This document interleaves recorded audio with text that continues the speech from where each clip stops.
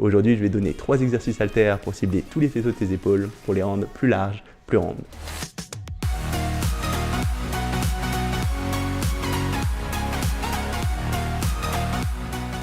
Salut, c'est Nico et dans la vidéo d'aujourd'hui, on va parler des épaules et plus précisément de 3 exercices aux haltères pour réussir à cibler tous les faisceaux de tes épaules et développer des épaules à la fois rondes, complètes et larges. Et les épaules, c'est des muscles sur lesquels j'ai pris relativement naturellement. C'est des choses où dès que j'ai commencé à faire de la musculation, j'ai vu vite une progression. Mais au début, j'avais surtout le faisceau avant de l'épaule qui se développait. C'était pas très équilibré, pas très esthétique. Et c'est seulement petit à petit que j'ai découvert comment bien les stimuler sous tous les angles, développer le faisceau avant, mais aussi le faisceau latéral, le faisceau arrière. Et c'est tout l'intérêt de ces exercices. En fait, je me suis rendu compte que les exercices qui m'ont permis de faire le plus la différence sur ces épaules, c'est des choses aux haltères. Donc c'est intéressant parce que c'est des choses que tu pourras faire à la salle de sport, mais aussi chez toi, même si tu n'as que des haltères. Donc aujourd'hui, je vais commencer par donner quels sont ces 3 exercices qui ont fait le plus la différence sur mes épaules. Et dans un deuxième temps, je t'expliquerai comment les intégrer à tes entraînements. Donc le premier exercice, c'est quelque chose qui m'a permis de mettre particulièrement l'accent sur le faisceau avant, et c'est des développés épaules aux haltères debout. Et c'est un exercice que pas mal de pratiquants ont tendance à faire assis et à le considérer que c'est un exercice polyarticulaire qui cible l'ensemble des épaules, mais moi j'ai tendance à le considérer comme un exercice pour le faisceau avant d'épaule et je trouve que c'est une meilleure façon de le faire debout. Je vais t'expliquer exactement pourquoi. Déjà, en fait, quand tu regardes l'action de ce faisceau avant d'épaule, il va t'aider à lever ton bras devant et en diagonale. Et en fait, quand tu vas être dans ce plan perpendiculaire au sol et que tu vas faire ce geste de presse, ça va être essentiellement ce faisceau avant d'épaule qui va travailler. Tu vas avoir un petit peu du faisceau latéral et du faisceau arrière pour stabiliser, mais ils vont pas être trop sollicités. Donc c'est pas vraiment un exercice qui va cibler l'ensemble des épaules, mais plus un exercice d'isolation sur lequel en plus tu pourras mettre relativement lourd, parce que c'est un exercice polyarticulaire, vu que tu vas avoir non seulement l'articulation de l'épaule, mais aussi l'articulation du coude qui vont entrer en jeu, et ce sera une bonne façon de réussir à surcharger avec des charges plutôt conséquentes ce faisceau avant d'épaule. Et j'ai même tendance à préférer cet exercice de presse aux élévations frontales, parce que je trouve que ces élévations frontales, ils ont tendance à mettre un peu trop de contraintes sur cette articulation de l'épaule, et même dans mon cas, j'ai tendance à avoir un peu des douleurs dans le coude, et que de façon générale, j'ai de moins bonnes sensations.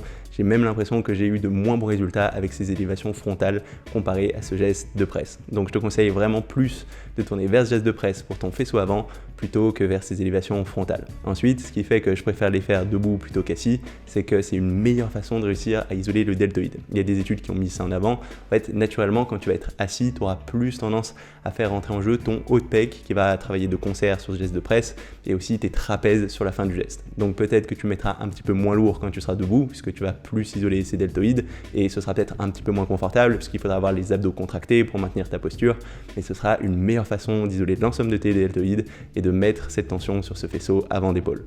Donc c'est le premier exercice que tu peux faire aux haltères pour réussir à développer cette partie avant.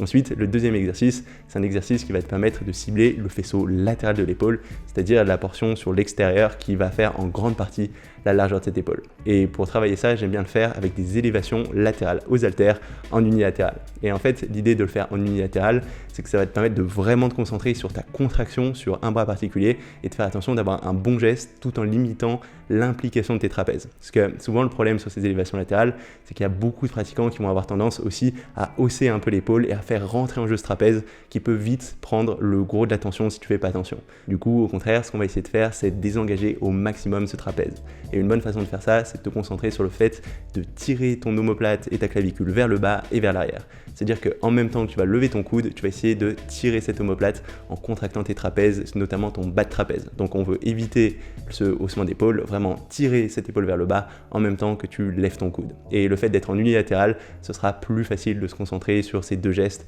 qui peuvent être un peu contre-intuitifs dans un premier temps. Et ce sera important de ne pas mettre trop lourd parce que dans un premier temps, si tu isoles vraiment cette portion latérale, tu vas pas avoir tellement de force. Donc commence avec des poids très légers, assure-toi d'avoir une bonne contraction, un bon geste et seulement dans un deuxième temps, réaugmente petit à petit ta charge. Donc ça va être un super exercice, à part qu'au tout début du geste, quand tu vas avoir le bras qui est le long de ton torse, tu vas avoir très peu de tension. Et une solution pour remédier à ça, ça peut être d'utiliser une poulie qui te permettra d'avoir de la tension même dans cette position.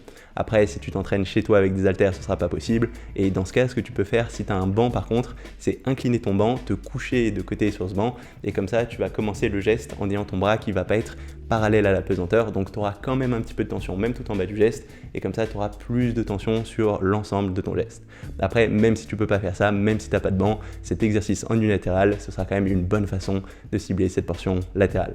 Ensuite, on arrive au troisième et dernier exercice aux haltères pour réussir à développer l'ensemble de ses épaules, et c'est un exercice qui va te permettre de cibler le faisceau postérieur, le faisceau arrière de cette épaule. Et c'est un faisceau qui est très important et qui a tendance à être très souvent négligé parce que c'est un petit faisceau qui ne se voit pas forcément, mais qui va jouer en grande partie à l'aspect esthétique de ses épaules, parce que c'est ce qui va faire ce côté rond qui va ressortir notamment de côté si tu veux pas cet effet épaule qui part en avant. Et une bonne façon de le travailler, ça va être de faire des élévations arrière avec le buste penché en avant. Et c'est un geste qui est un peu plus technique que ce qui peut paraître, parce qu'il va falloir que tu prennes ces haltères et que tu fasses ce geste d'élévation en te penchant en avant, mais il va falloir que tu fasses très attention à deux choses, à savoir la position de tes coudes et la position de tes omoplates. Parce que si tu fais pas très attention à avoir tes coudes qui pointent vers l'extérieur et vers le plafond en contraction complète, tu vas avoir tendance à plus faire entrer en jeu les gros muscles de ton dos que ton muscle derrière d'épaule. Parce que ces gros muscles de ton dos, si tes coudes ils sont proches de ton torse, ils auront tendance à prendre le pas sur ces petits muscles des épaules. Donc on veut vraiment faire attention à pas avoir les coudes qui pointent vers l'arrière, vers ton torse, mais vraiment vers l'extérieur, même que tu pousses en fait un peu tes coudes vers tes épaules, vers l'avant. Donc on veut avoir les mains qui soient comme en position de pronation sur la barre, comme si tu tenais une barre avec les coudes vers l'extérieur. On veut pas que tu aies les haltères parallèles avec les paumes qui se font face, mais vraiment ces coudes bien vers l'extérieur, ce sera le point clé sur cet exercice. Ensuite, une fois que tu as ça bien en place, le deuxième point auquel il faudra que tu fasses vraiment attention, c'est la position de tes omoplates. Parce que les autres muscles qui peuvent entrer en jeu à la place de cette arrière d'épaule, ça va être tes trapèzes et tes rhomboïdes dans une certaine mesure. Et si tu veux vraiment garder l'attention sur cette arrière d'épaule, il faudra que tu fasses très attention à garder une position fixe de tes omoplates pour être sûr que ces muscles ne rentrent pas en jeu. Et une bonne façon de faire ça dans la pratique, ce sera de pousser ton torse en avant en même temps que tu recules tes coudes. Parce que de cette façon, ça va forcer tes omoplates à rester dans une situation fixe, contractée, et tu auras plus tendance à isoler et utiliser cette arrière d'épaule plutôt que ces muscles de l'épaisseur du dos. Donc en même temps que tu vas reculer tes coudes, pousse ton torse en avant, ça te permettra de mieux isoler cette arrière d'épaule. Donc en faisant attention à ces deux points, la position de tes coudes, les avoir bien vers l'extérieur et qui pointent vers le plafond en contraction complète, pas vers ton torse, et la position de tes omoplates, le fait de pousser ton torse en avant en même temps que ta geste de contraction, tu vas réussir à bien isoler cette arrière d'épaule. Et il faut garder en tête que cette arrière d'épaule, ça va être un tout petit faisceau, donc pas beaucoup de masse musculaire, et que du coup, tu pourras pas mettre très lourd dessus. Et même ce qui arrive régulièrement, c'est des pratiquants qui, même en mettant le poids le moins lourd possible, vont avoir du mal à faire cet exercice. Auquel cas, ce que je te conseille de faire, c'est de légèrement plier les coudes, ça va réduire ton bras de levier et ça rendra l'exercice un peu plus facile. Donc tu peux commencer avec les bras pliés au début et au fur et à mesure que tu es de plus en plus à l'aise, tu pourras tendre ces bras pour rendre l'exercice de plus en plus dur. Et une fois que tu as les bras presque tendus, là tu pourras monter ta charge et peut-être recommencer avec les bras un peu plus pliés et ainsi de suite. Donc non seulement la charge, ce sera une façon d'augmenter l'intensité de cet exercice, mais aussi le fait d'avoir les bras plus ou moins tendus, ça te permettra de réguler cette difficulté. Donc voilà, ça c'est pour les 3 exercices haltères qui m'ont le plus aidé à développer des épaules complètes, à la fois plus larges et plus rondes. Et maintenant, je voulais rentrer un peu plus dans le détail de comment se servir de ces exercices. Et la première chose à savoir, c'est que ces épaules, elles vont très bien répondre à ce qu'on appelle le stress métabolique, c'est-à-dire le fait d'accumuler du sang, des ions H+, de l'acide lactique dans le muscle en faisant un grand nombre de répétitions, pas forcément très lourdes, pour stimuler l'hypertrophie. Pour rappel, il y a 2 grands facteurs d'hypertrophie, ça va être ce stress métabolique et la tension mécanique, c'est-à-dire le fait d'utiliser une charge lourde et d'avoir ce muscle en étirement et en contraction sur cette charge lourde. Et là, dans le cas de cette épaule, ce ne sera pas forcément évident d'avoir un bon étirement et une bonne contraction de ce muscle, puisque c'est un muscle qui va rester à peu près de longueur constante, que tu sois en étirement ou en contraction, il ne va pas y avoir tellement de différence, et du coup, d'un point de vue hypertrophie, ça aura tendance à répondre mieux à plus de répétitions plus légères plutôt que des formats lourds. Alors oui, si tu mets lourd, tu prendras quand même en force, ce sera possible de soulever des poids assez conséquents, notamment sur les gros gestes de presse, comme le premier exercice dont je t'ai parlé, mais c'est pas forcément ce qui permettra de prendre le plus de masse. Donc de façon générale, je te conseille d'être dans les 12, 15, voire 20 répétitions et pas trop souvent sous ces 12 répétitions pour réussir à prendre en masse sur ces épaules. Et aussi, un autre facteur qui va rentrer en jeu dans le développement de tes épaules, ce sera ta fréquence d'entraînement, puisque c'est des muscles relativement petits qui vont être assez vite cramés, mais qui vont aussi récupérer très vite. Donc c'est des choses que tu pourras travailler presque tous les jours, en tout cas tous les 2 jours, et si tu veux mettre vraiment l'accent dessus, je te conseille de les entraîner au moins 3 fois dans ta semaine.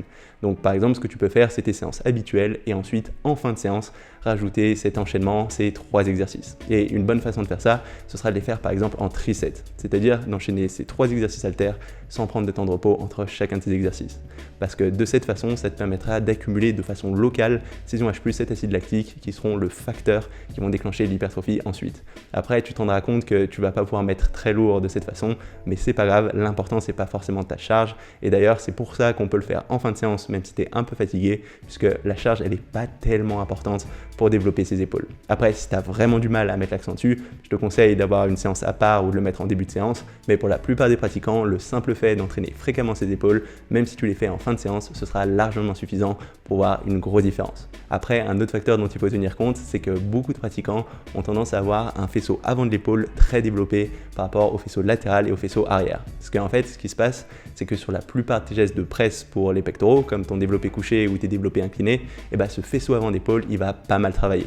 Et du coup, pour pas mal de gens, ça peut être intéressant de ne pas faire le premier exercice que je t'ai donné et de seulement te concentrer sur des élévations latérales et des élévations arrière. Donc au lieu de faire un triset, tu peux faire par exemple un superset, un biset, ça veut dire enchaîner juste ces 2 exercices. Et là encore, tu peux les faire en fin de séance, à partir du moment où tu as suffisamment de fréquence, ça va très bien marcher.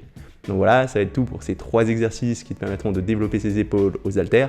Encore une fois, que tu sois chez toi aux haltères ou en salle de sport, ça va très bien marcher.